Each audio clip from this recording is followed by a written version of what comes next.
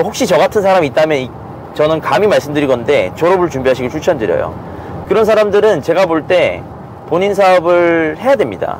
아무에게나 말씀드리는 거 아니에요. 제가 말씀드린 그 세 가지에 해당된다면 저는 졸업을 준비하는 것도 나쁘지 않다고 봅니다. 졸업을 정말 잘하잖아요. 여러분, 제가 장담하는데 대표보다 많이 법니다. 지금은 천안 두정이란 곳에 또 매장을 오픈하러 내려가고 있습니다. 왜 이렇게 매장만 자꾸 오픈하는지 저도 잘 모르겠습니다. 현재까지는 가장 저한테는 입증된, 어떻게 보면 성과가 입증된 거죠. 그러니까 오픈할 때마다 소득이 증가하니까 일단 할 수 있는 데까지 해보자 라는 컨셉으로 계속 오픈하고 있긴 한데, 현재 이 결정이 나중에도 오를지는 사실 뭐 가봐야지 아는 것 같습니다. 그래서 오늘은 좀 의사결정이라고 하는 주제에 대해서 좀 이야기를 나눠보려고 해요. 제가 회사를 무려 10년을 다녔죠. 10년을 다니면서 주로 저는 이제 결정된 일을 수행하는 사람이었습니다. 제가 결정하는 것보다 오히려 이제 시키는 일을 이제 바르게 잘 해내는 게 더 중요한 적이 더 많았었죠. 10년 정도 회사를 다니다가 회사에 나와서 제 업을 이렇게 하게 되니까 제일 어려웠던 게 그거 같아요. 결정. 보통은 이제 결정해주는 일을 할 때는 생각보다 스트레스가 덜했어요. 왜냐하면은 내가 결정한 일이 아니라는 게 약간 안도감이 있습니다. 잘못돼도 내 책임은 일단 아니잖아요. 일단 난 시키는 일 열심히 했으니까. 그런데 이제 제가 제 사업을 하면서 크게 바뀌게 된 것은 제가 결정하지 않으면 아무 일도 일어나지 않는다는 사실이에요. 그래서 최근에도 몇 가지 큰 결정들을 했는데요.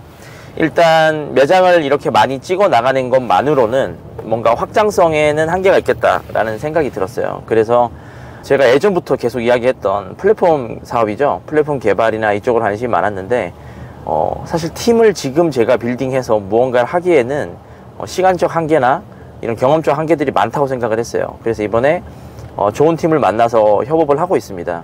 제가 조만간 공개할 텐데 플랫폼 사업을 하나 같이 하는 걸로 의사결정을 했고요. 두 번째는 건물을 매입했습니다. 그래서 아직 제가 어디를 샀는지 뭐 이런 것들 구체적으로 말씀 못 드리지만 여튼 요즘도 저는 의사결정들을 하고 있습니다. 오늘도 마찬가지로 제 시간을 천안에, 저기 뒤에 보면 짐들 쫙 보이시죠? 예, 이제 페인트 또 미세 도장하러 내려가는데 오늘 시간을 그렇게 사용하기로 결정하고 내려가고 있습니다. 여러분은 어떤 기준으로 의사결정을 하시나요? 가장 최근에 한 의사결정이 어떤 게 있을까요? 저는 좋은 선택이 미래를 결정한다고 봅니다. 제가 만약에 작년에 회사를 나오는 결정을 하지 않았다면 지금처럼 이렇게 사업이 커지지 않았겠죠. 그리고 아마 제 소득 수준도, 제 삶의 형편도, 그리고 미래에 대한 제 소망들도 지금과 달랐을 겁니다. 그래서 좋은 결정을 한다는 것은 굉장히 중요한 것 같습니다. 그럼 의사결정 능력을 올리기 위해서 우리는 무엇이 필요할까요? 저는 의사결정을 높이기 위해서 저는 공부해야 된다고 생각합니다. 왜냐하면 한정된 재료로 내가 내리는 결정들이 옳을 확률이 굉장히 적죠. 그래서 많은 의사결정들을 해야 될 때가 있을 텐데 그때마다 저는 주로 책 또는 유튜브 또는 그것들을 제가 직접 실행하면서, 그리고 그것들을 실행하고 실패를 몇 번 해봐야 돼요. 그러면서 저의 의사결정 능력을 향상시키려고 노력을 합니다. 그래서 시도하지 않으면 진정한 학습이 될 수 없습니다. 유튜브든 책이든 무엇이든 읽었으면 실행해야 되고, 실행 이후에 그것들을 잘 피드백해서 그 다음번 결정을 더 잘할 수 있게 하는 의사결정 역량을 높이는 게 사업을 하는 사람에 있어서 가장 중요한 역량이 아닐까 생각을 해봅니다.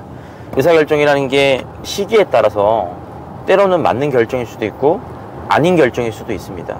예를 들어서 제가 퇴사를 결정한 건 작년이었지만 한 5년 전이었다면 어땠을까요? 물론 이제 더 좋은 결정이었을 수도 있고, 혹은 아직 내가 이제 더 배워야 될 것들이 많은데 좀 섣불리 판단해서 시행착오를 더 많이 겪는 거였을 수도 있겠죠. 그리고 마찬가지로 제가 하는 결정들이 꼭 누군가에게 맞을 수가 없습니다.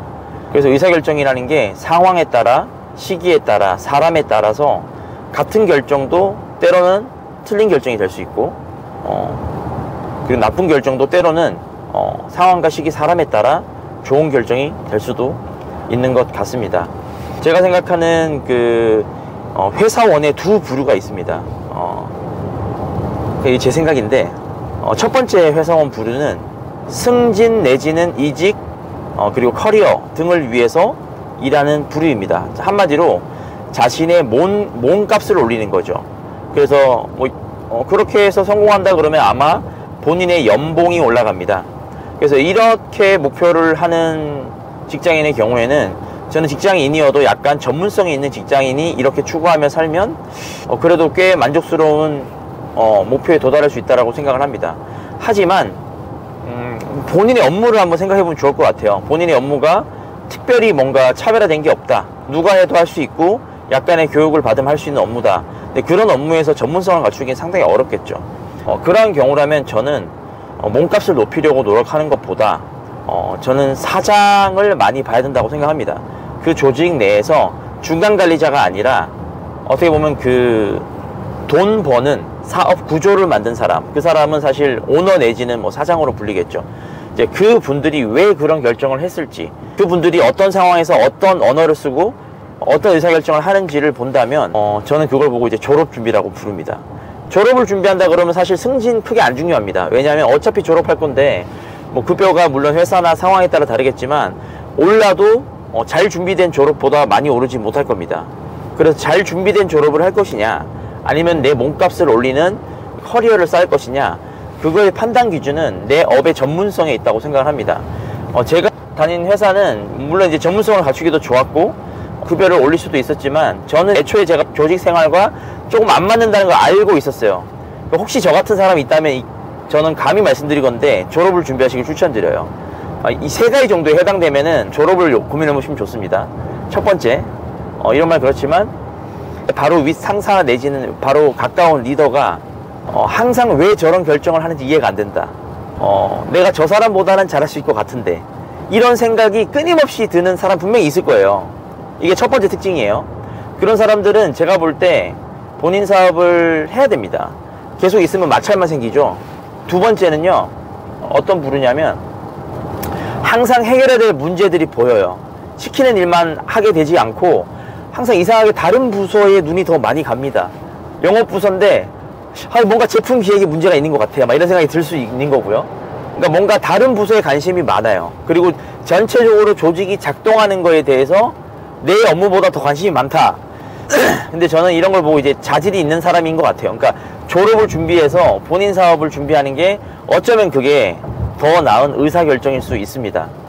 그리고 이제 세 번째 특징은 뭐냐면 세 번째 특징 세 번째가 이거다. 이거 되게 강력한 건데, 이거는요, 이거 진짜 강력합니다. 세 번째가 알고 있어요, 내가 사업할 거란 걸. 이거 진짜 강력해요.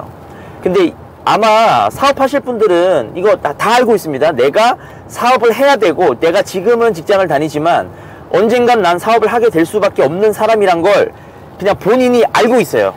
그러니까 그분은 저항하지 마시고 그냥 제 생각에는 회사에서 이렇게 뭔가 몸값 올리기보다 졸업 준비를 해야 됩니다. 졸업 준비는 뭐냐면 고객을 바꾸는 거예요. 졸업 준비는 고객이 직장 상사 내지는 나의 승진 권한을 잡고 있는 사람이 고객이 아닙니다. 그때부터는. 왜냐하면 승진이 목표가 아니기 때문이죠. 그때부터는 진짜 내 고객은 뭐냐, 그 회사의 서비스를 받는 진짜 고객.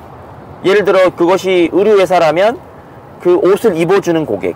그러니까 이런 실고객 위주로 사고를 완전히 전환해야 되는 거예요. 그래서 때로는 회사 일을 하다 보면 상충될 때가 있어요. 예를 들어 직장 상사가 좋아하는 말과 비즈니스의 형태가 있고, 고객이 좋아하는 비즈니스의 형태가 있어요. 근데 이게 교묘하게 모순될 때가 있습니다. 현장에서는 이런 거 아니라고 하는데 내 윗사람은 자꾸 그게 맞대. 그런 경우에 보통 이제 몸값을 올리거나 승진을 택하는 사람들은 어떤 걸 택할까요? 맞아요. 주로 대부분 이 말을 그 분이 원하는 말로 이렇게 변형해서 한다던가, 아니면 어쨌든 그 분을 더 큰 고객으로 모시게 됩니다. 이거는 근데 졸업을 원하는 사람의 행태는 아니에요. 이거는 정확히 말하면 연봉을 올리고자 하는 사람의 행태입니다. 그래서 아까 제가 이야기한 이 세 가지에 해당되는 사람, 다시 한번 정리하자면 직장 상사가 하는 게 항상 왜 저렇게 하지? 너무 이해가 안 된다, 이런 생각 늘 드는 사람. 두 번째는 뭐 자기 일도 중요하지만 주변의 그런 전체적인 사업 구조, 우리 회사가 어떻게 돈 벌고 있는지 늘 궁금했다, 나는. 그리고 세 번째는 나는 무조건 내가 언젠가는 사업을 하게 될 거라는 걸 이미 난 알고 있다. 이런 분들은 저항하지 마세요. 그냥 그때부터 딱 두 가지만 보는 겁니다. 중간에 있는 중간 관리자들, 과장, 차장 내지는 뭐 그 중간 관리자라고 부르는 경영자들 있죠. 근데 오너가 아닌 경영자들은 제끼세요. 그리고 고객만 보면 돼요. 그리고 오너만 보면 돼요. 그럼 그 사이에 있는 수많은 이제 자본들이 들릴 겁니다. 하지만 묵묵하게 졸업을 준비하면 됩니다. 아, 고객을 안다는 게 이런 거구나. 비즈니스를 진정성 있게 하려면 이렇게 해야 되는구나. 그 중간 관리자들과 그런 저항에 부딪힐 때 그냥 그것들 살짝 밀어두세요. 어차피 승진 안 해도 괜찮습니다. 왜냐, 졸업을 목표로 한 사람에게 승진은 그렇게 중요한 무게값이 아니에요. 졸업을 정말 잘하잖아요. 여러분, 제가 장담하는데 대표보다 많이 법니다. 직장에서 임원 올라가신 분보다 많이 벌 수 있어요.